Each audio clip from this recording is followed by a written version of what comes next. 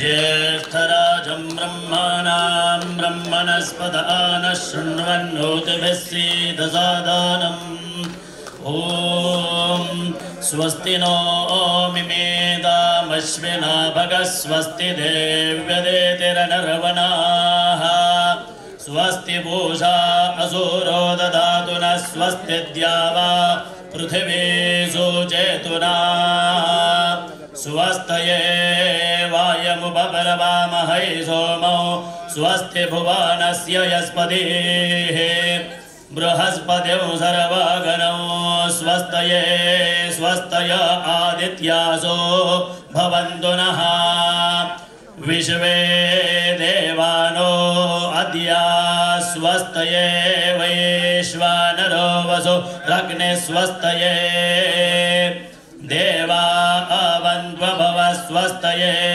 स्वस्ति नो रुद्रपात्वंहसः स्वस्ति मित्रावरुणा स्वस्ति पथ्ये रेवते स्वस्ति न इन्द्रश्चाग्निश्च स्वस्ति नो अदिते गृधे स्वस्ति बन्धा मनोजरेम सूर्या चन्द्रमसा विवा पुनरदददाग्नता जानता सङ्गमे महे स्वस्तयानन्दार्चमरित्कनेमिं महद्भूतं वायस देवतानाम् असुरग्रं समक्रतु यशो नावमिवारोहेमा औहो मुजामाङ्गिरा सङ्गयञ्च स्वस्त्यात्रेयं मनसा चदा क्षाम् प्रयादवानिः शरणं प्रपद्ये स्वस्ति सम्पादे श्वभायन्नो अस्तु ॐ स्वस्ति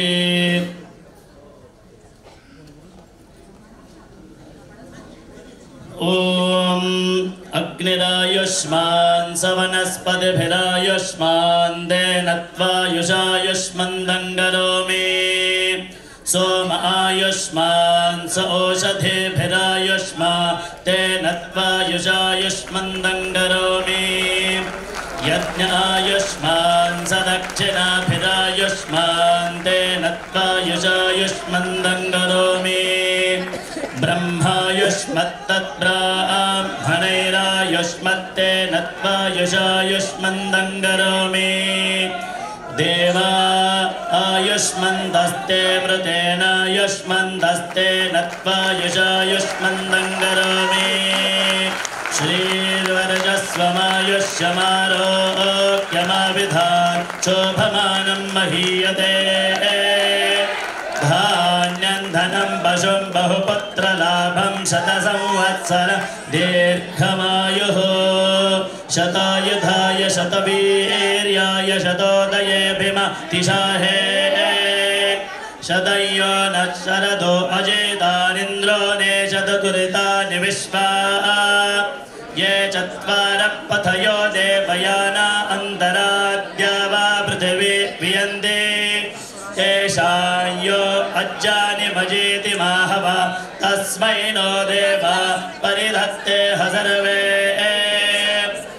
ईश्मो हे मन्दपुनो वसन्तः शरद्वर्षा सुविदन्नो अस्तु तेषां ऋतूनागुं शतशारदानान्निपात येषामभये स्याम इदुवत्सराय परिवत्सराय संवत्सराय कृणता बृहन्नमः तेषां वयगो सुमतौ यत्नियाना जोगजिता अहता स्याम भद्रान्नश्येयः समनेष्टदेव त्वया वशेन समशेमहित्वा स नो मयो भूर्पितो आविशस्वयन्तो गायदनुवे स्यो नः अदितिर्द्यौरदितिरन्तरिक्षमदितिर्माता स पिता स पुत्रः विश्वे देवा अदितिः पञ्चजना अदितिर्जातमदितिर्मणित्वा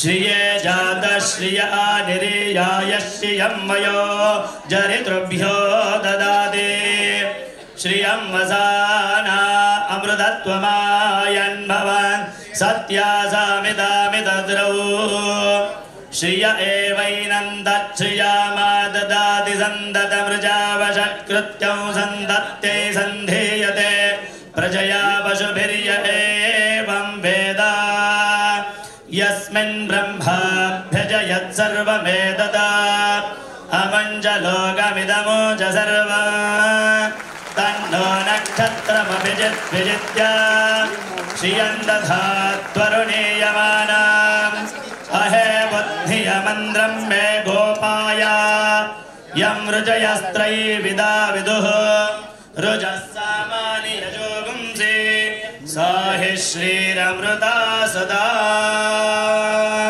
दीर्घायुष्यमस्तु। न भूतो न भविष्यती असा हा देखणा सोहळा आणि त्याचे आपण सगळे साक्षीदार। पंडित हृदयनाथ मंगेशकर अर्थातच आशाताईंच्या भावानी सुद्धा त्यांच्यासाठी एक सुंदर साडी आणली आहे आणि त्यांची अशी इच्छा आहे की आदरणीय मोहनजींनी ती साडी आशाताईंना द्यावी। मी विनंती करते ती साडी घेऊन यावी आणि मोहनजींच्या हस्ते ती आशाताईंना प्रदान करावी। ह्या सगळ्या भावना आपल्या सुद्धा मनात आहेत, त्यामुळे जोरदार टाळ्या वाजवून आपण या भावनेमध्ये सहभागी होऊया, टाळ्यांचा गजर जोरदार करूया।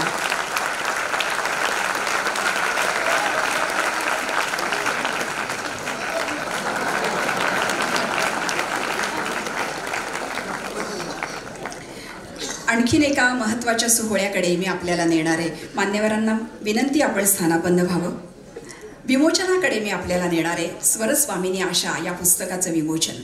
त्याआधी या पुस्तकामध्ये आशाताईंनी आपल्या सगळ्यांसाठी म्हणजे ज्या रसिकांनी आशाताईंवर प्रेम केलं त्यांच्यासाठी एक सुंदर पत्र लिहिलंय। ते पत्र आशाताईंची भावना म्हणून मी आपल्याला आधी वाचून दाखवते। आशाताई लिहितात, मला 90 वर्षापर्यंत जिवंत ठेवणाऱ्या माझ्या रसिक बंधू भगिनींना माझा सप्रेम नमस्कार। तुम्ही नसता तर कुणीच कलाकार झाले नसते, पण तुम्ही मला 80 वर्ष सातत्याने प्रेम केलंत।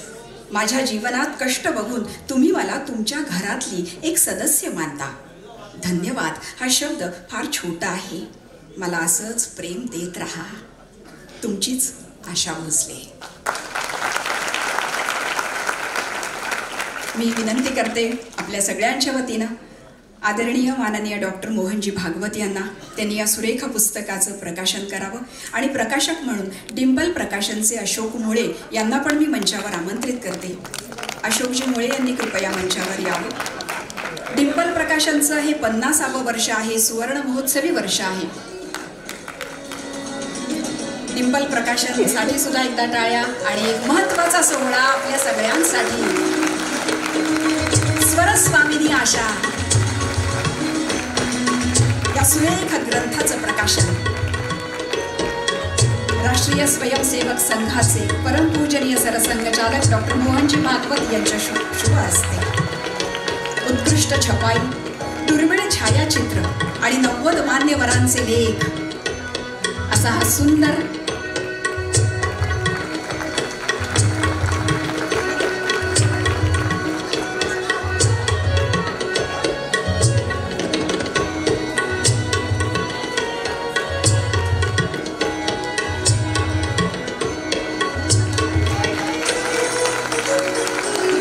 अतिशय दुर्मिळ अशी छायाचित्र आपल्याला या पुस्तकामध्ये बघायला मिळणार आहे। आशाताईंबद्दलच्या भावना आपल्याला वाचायला मिळणार आहे।